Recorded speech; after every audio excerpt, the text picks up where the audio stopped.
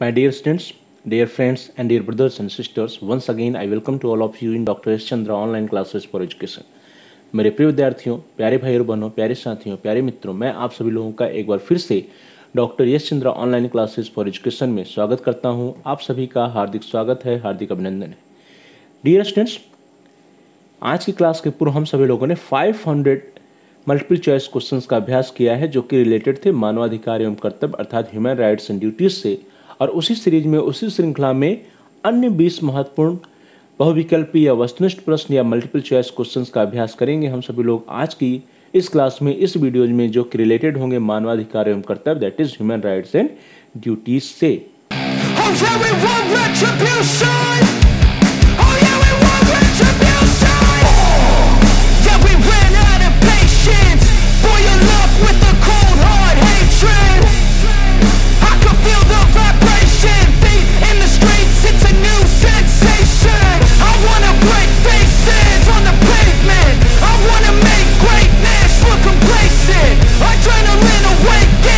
चलिए आज की क्लास को स्टार्ट करते हैं। और आज हम सभी लोग 20 महत्वपूर्ण बहुविकल्पी या वस्तुनिष्ठ या मल्टीपल चॉइस क्वेश्चंस का अभ्यास करेंगे that is related with human rights and duties अर्थात मानवाधिकार एवं कर्तव्य से संबंधित प्रश्नों का अभ्यास हम सभी लोग करेंगे। आज के लिए पहला प्रश्न आपकी स्क्रीन पर क्वेश्चन नंबर 501, प्रश्न संख्या 501। प्रश्न है, सर्वोच्च न्यायालय के क्षेत्राधिकार में कौन वृद्धि कर सकता है? Who can increase the jurisdiction of the supreme court? And your options are A parliament, B chief justice of India, C president and D prime minister. अर्थात संसद कर सकता है, भारत का मुख्य न्यायाधीश कर सकता है, राष्ट्रपति कर सकता है या प्रधानमंत्री कर सकता है। तो डियर स्टूडेंट्स, सर्वोच्च न्यायालय के क्षेत्राधिकार में वृद्धि करने का अधिकार प्राइम मिनिस्टर को नहीं है, प्रेसिडेंट को नहीं है, चीफ जस्टिस ऑफ इंडिया को नहीं है, बल्कि किसको है?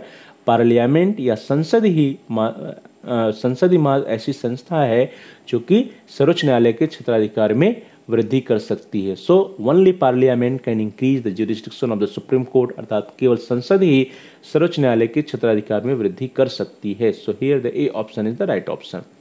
नेक्स्ट क्वेश्चन, क्वेश्चन नंबर 502, प्रश्न संख्या 502। प्रश्न है, राष्ट्रीय मानवाधिकार आयोग या एनएचआरसी की स्थापना कब की गई थी? When was the National Human Rights Commission (NHRC) was established? And your options are A 10th October 1993, B 11th October 1991, C 12th October 1993 and D 12th October 1991। अर्थात 12 अक्टूबर 1991 को, 11 अक्टूबर 1991 को, 12 अक्टूबर 1993 को या 10 अक्टूबर 1993 को। तो डियर स्टूडेंट्स, राष्ट्रीय मानवाधिकार आयोग that is human rights commission NHRC की स्थापना कब हुई? 10 अक्टूबर 1993 नहीं, 91 में नहीं हुई थी, बल्कि 12 अक्टूबर 1993 को हुई थी। So here the C option is the right option, 12 October 1993। राष्ट्रीय मानवाधिकार आयोग या national human rights commission NHRC एक स्वतंत्र वैधानिक संस्था है जिसकी स्थापना मानवाधिकार संरक्षण अधिनियम 1993 के प्रावधानों के तहत 12 अक्टूबर 1993 को की गई थी। So C option is the right option. Next question, question number 3, प्रश्न संख्या 503। प्रश्न कहता है कि भारत के संविधान के अनुसार आपातकाल के दौरान निम्नलिखित में से कौन से अधिकार को छीना नहीं जा सकता है? According to the constitution of India, which of the following rights can not be taken away during an emergency?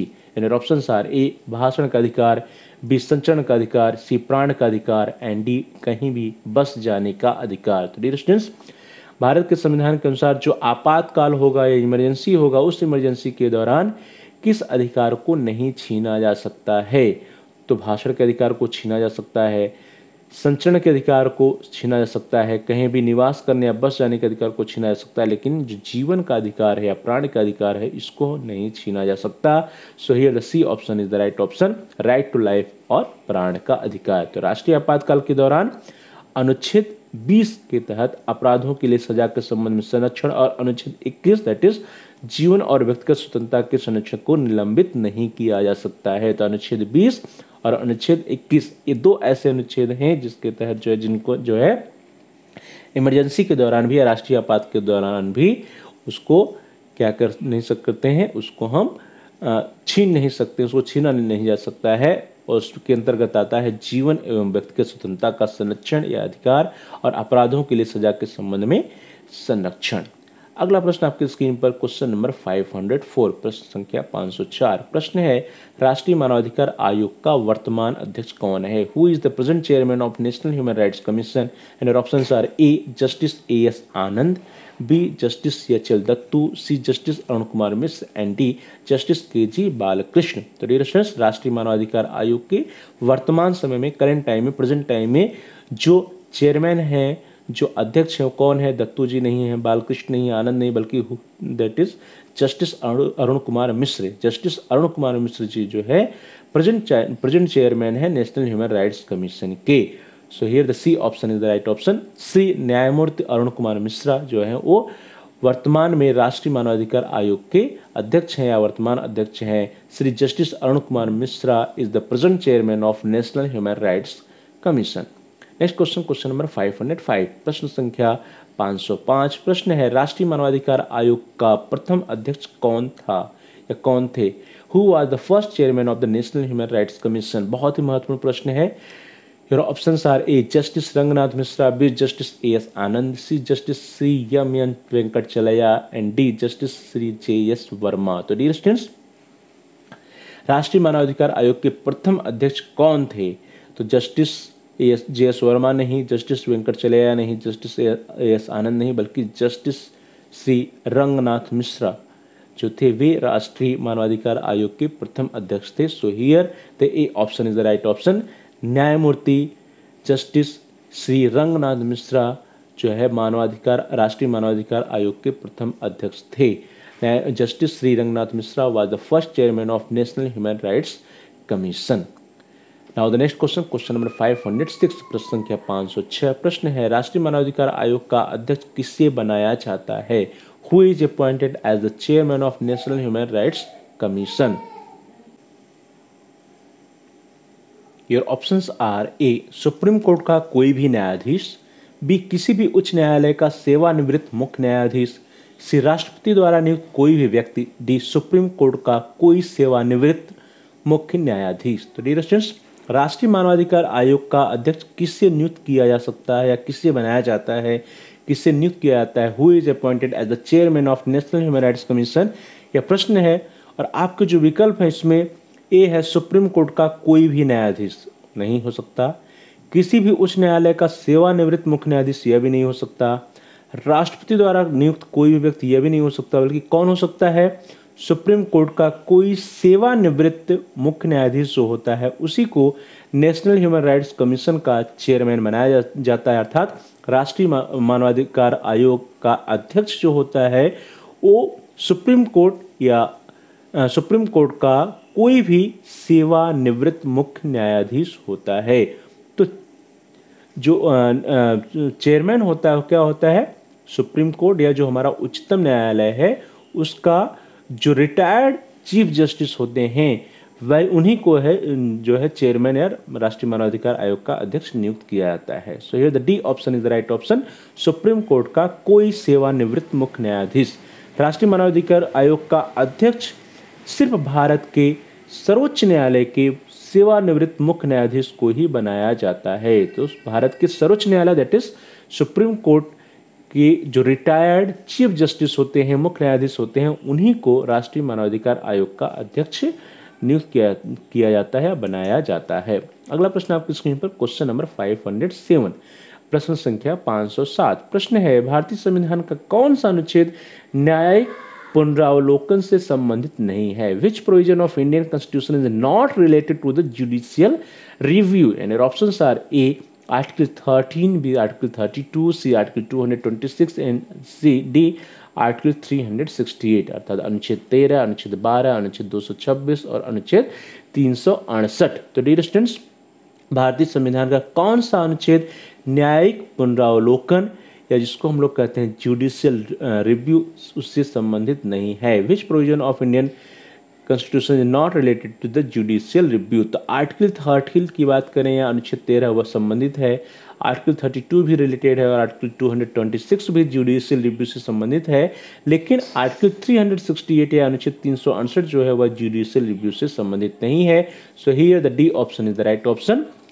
Power of judicial review in the Constitution of India is vested in many articles such as Article 13, Article 32, Article 131 to Article 136, Article 143, Article 226, Article 145, 246, 251, 254, 372, लेकिन article 368 उसमें नहीं आता है. So in this way here the D option is the right option, अनुच्छेद 368 या article 368. Next question, question number 508, प्रश्न संख्या 508. प्रश्न है विश्व खाद्य दिवस कब मनाया जाता है?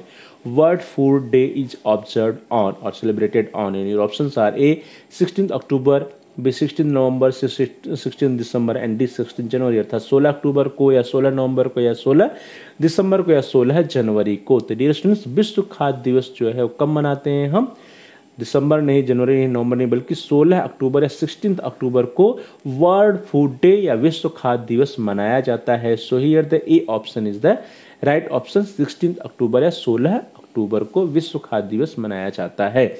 नेक्स्ट क्वेश्चन, क्वेश्चन नंबर 509, प्रश्न संख्या 509. प्रश्न है भारतीय संविधान का अनुच्छेद 368 किससे संबंधित है? Article 368 of the Indian constitution deals with, and options are A आपातकालीन प्रावधान, बी प्राथमिक शिक्षा का अधिकार, सी सूचना का अधिकार एंड डी संशोधन की प्रक्रिया. तो डियर स्टूडेंट्स, भारतीय संविधान का जो आर्टिकल 368 है, अनुच्छेद 368, वो किससे रिलेटेड है? आपातकालीन प्रावधान से नहीं है, प्राथमिक शिक्षा अधिकार से नहीं है, सूचना के अधिकार से नहीं, बल्कि किससे है?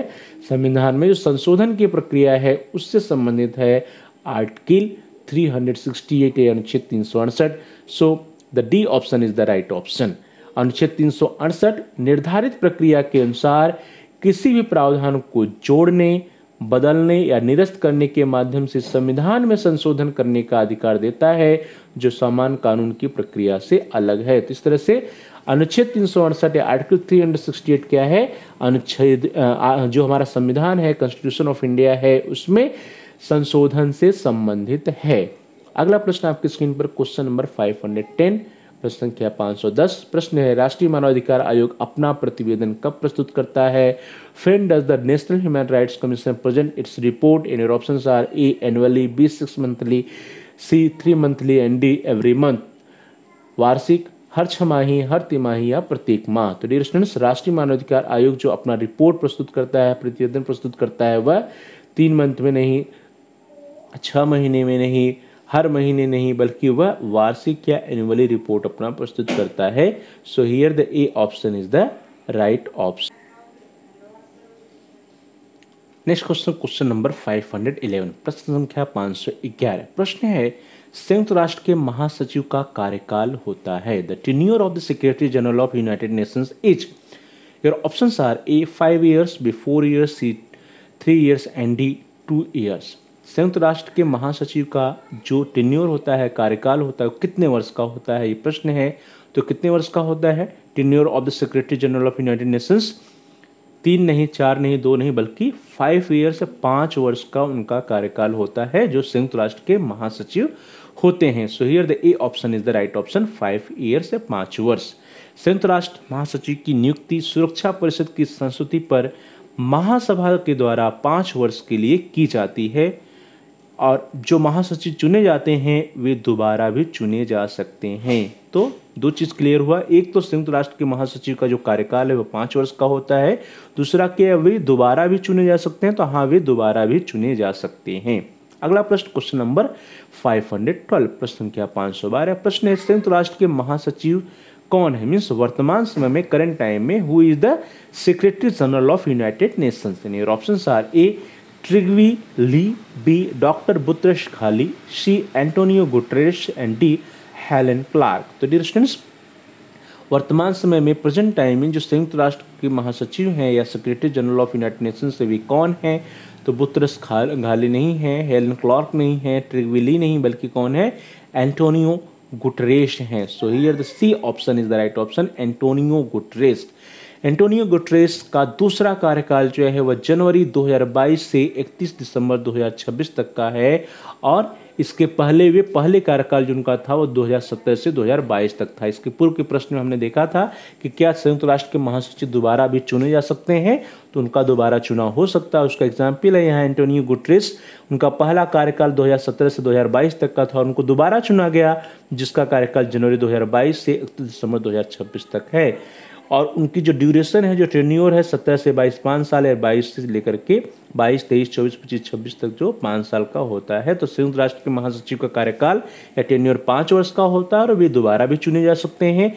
करंट टाइम में, वर्तमान समय में संयुक्त राष्ट्र के जो महासचिव हैं, secretary general of United Nations हैं, उनका नाम है Antonio Guterres. Next question number 513 या प्रश्न संख्या 513।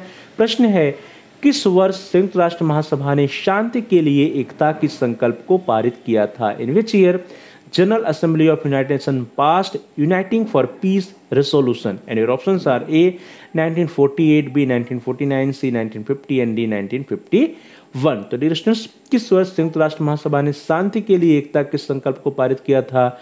इन which year general assembly of United Nations pass uniting for peace resolution? तो कब किया? 48 नहीं, 49 नहीं, 51 बल्कि 1950 या 1950 में किया था। So here the C option is the right option.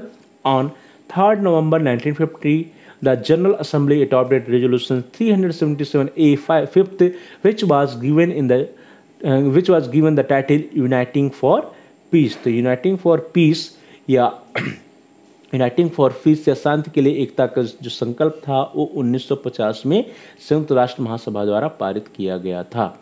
Next question number 514, प्रश्न संख्या 514। प्रश्न है, कार्यपालिका का न्यायपालिका से पृथक्करण किस अनुच्छेद में दिया गया है? Separation of executive from judiciary is mentioned in article, and your options are A article 45, B article 47, D article 49 and D है article 50।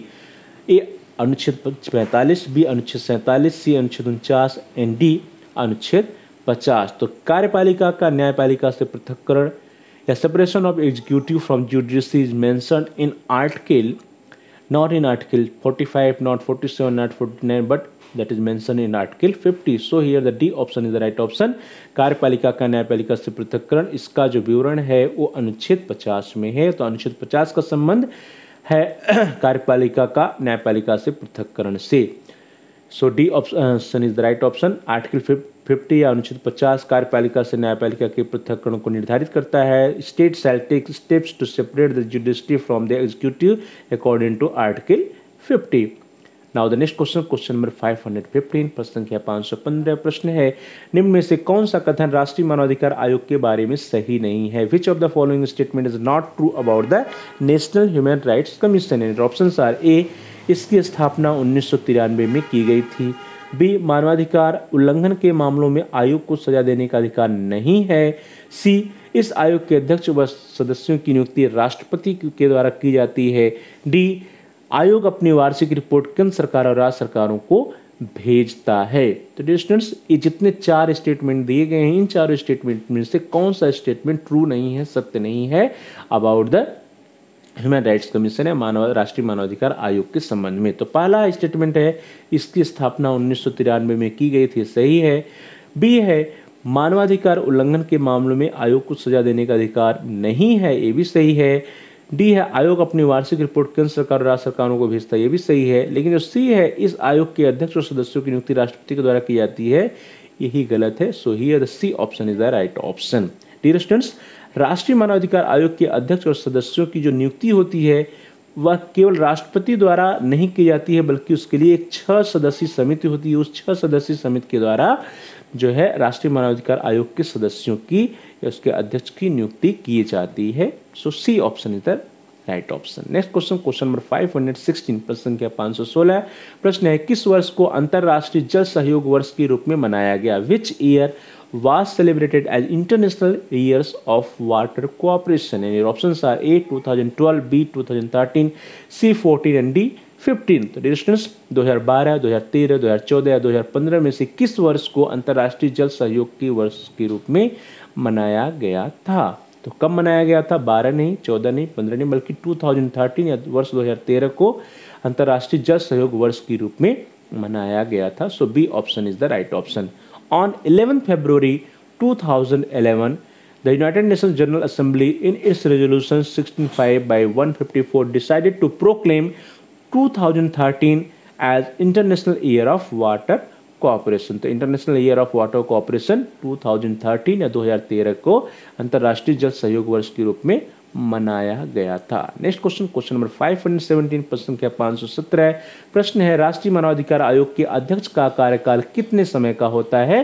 What is the tenure of the chairman of national human rights commission? And your options are A 5 years और 62 years, 5 वर्ष या 62 वर्ष तक, B 5 years और till 65 year अर्थात 5 वर्ष या 65 वर्ष तक, डी सी है 5 years और 70 years, 5 वर्ष से 70 वर्ष तक, एंड डी है 3 years और टिल 70 years अर्थात 3 वर्ष से 70 वर्ष तक।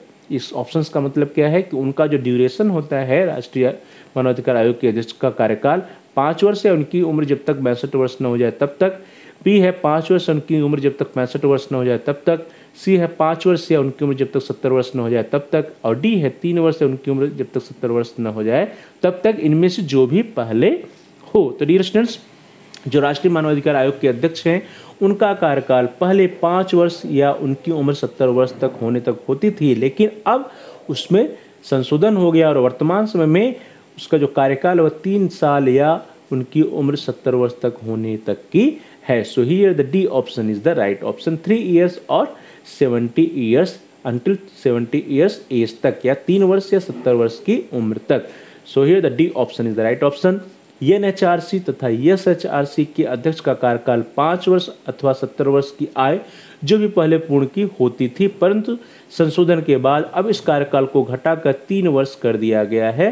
हालांकि आयु की जो सीमा है वह पूर्ववती है, अर्थात 70 वर्ष ही आयु की सीमा है। तो 3 वर्ष या 70 वर्ष की आयु तक यह जो है टेन्योर है राष्ट्रीय मानवाधिकार आयोग के अध्यक्ष का या chairman of national human rights commission का जो टेन्योर है वो 3 years या उनकी उम्र जब तक 70 years की न हो जाए तब तक की है। नेक्स्ट क्वेश्चन, क्वेश्चन नंबर 518, प्रश्न संख्या 518। प्रश्न है, सर्वोच्च न्यायालय ने किस वाद में प्रस्तावना को संविधान का अंग नहीं माना? In which case Supreme Court did not consider preamble as a part of Indian Constitution? And options are A. Golaknath वाद, B. सज्जन सिंह वाद, C. मदन गोपाल वाद, एंड D. बेरुबाड़ी वाद। Golaknath case, Sajjan Singh case, Madan Gopal case and Berubari case. तो डियर स्टूडेंट्स, सर्वोच्च न्यायालय ने किस वाद में या किस केस में प्रस्तावना को संविधान का अंग नहीं माना? In which case Supreme Court did not consider preamble as a part of Indian Constitution? तो गोलकनाथ वाद या गोलकनाथ केस नहीं है, सज्जन सिंह केस या सज्जन सिंह वाद नहीं है, मदन गोपाल केस या मदन गोपाल वाद नहीं है, बल्कि दैट इज बेरुबाड़ी केस या बेरुबाड़ी वाद है। बेरुबाड़ी वाद या बेरुबाड़ी केस जो है इसमें सर्वोच्च न्यायालय ने प्रस्तावना को संविधान का अंग नहीं माना था। So D option is the right option. Berubari यूनियनवाद 1960 का है। बेरुबाड़ी यूनियनवाद 1960 में सर्वोच्च न्यायालय ने प्रस्तावना को संविधान का अंग नहीं माना था। Now next question, question number 519, प्रश्न संख्या 519। प्रश्न है, निम्न में से कौन राष्ट्रीय मानवाधिकार आयोग के अध्यक्ष के लिए गठित समिति में शामिल नहीं होता है? Who among the following is not included in the committee constituted for the chairmanship of the National Human Rights Commission? Options are, आपके विकल्प हैं, ए राष्ट्रपति, बी प्रधानमंत्री, सी लोकसभा अध्यक्ष, डी मुख्य विपक्षी दल के नेता। तो डियर स्टूडेंट्स, राष्ट्रीय मानवाधिकार आयोग के अध्यक्ष के लिए गठित समिति में कौन व्यक्ति शामिल नहीं होता है? Who among the following is not included in the committee constituted for the chairmanship of the National Human Rights Commission?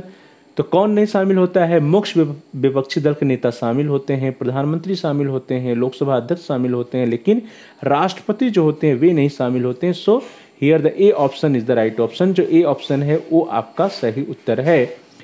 राष्ट्रीय मानवाधिकार आयोग के अध्यक्ष के लिए जो गठित समिति होती है उसमें प्रधानमंत्री की अध्यक्षता होती है।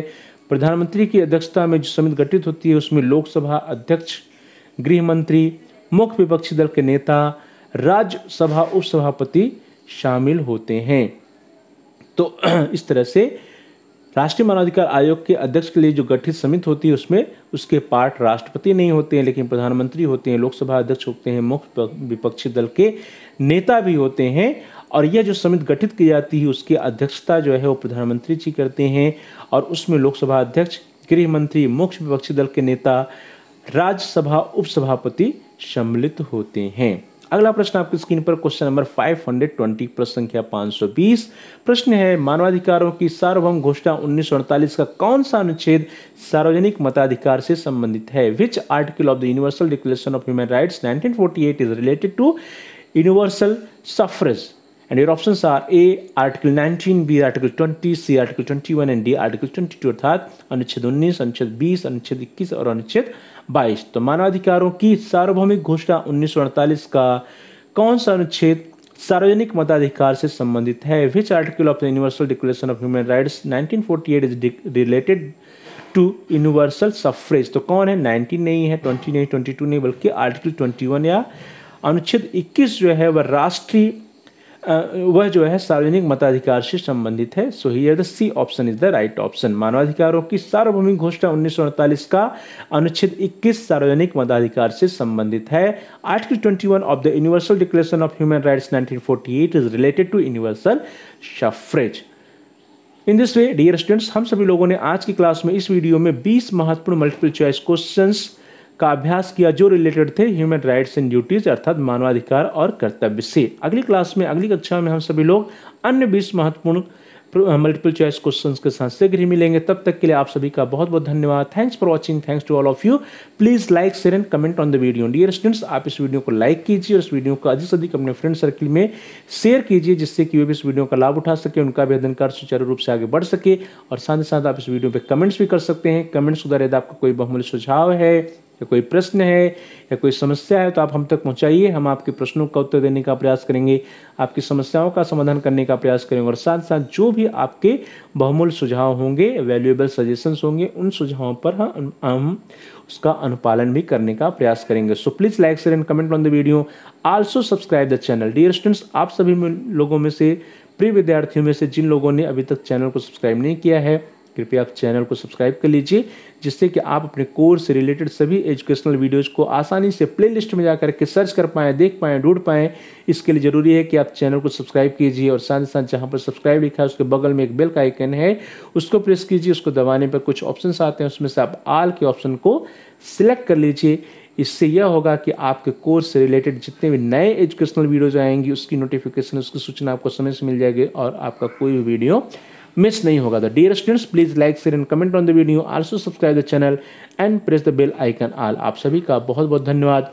जल्द ही हम मिलेंगे अगले क्लास में, अगले वीडियोज में अन्य 20 महत्वपूर्ण मल्टीपल चॉइस क्वेश्चंस के साथ जो रिलेटेड होंगे ह्यूमन राइट्स एंड ड्यूटीज से।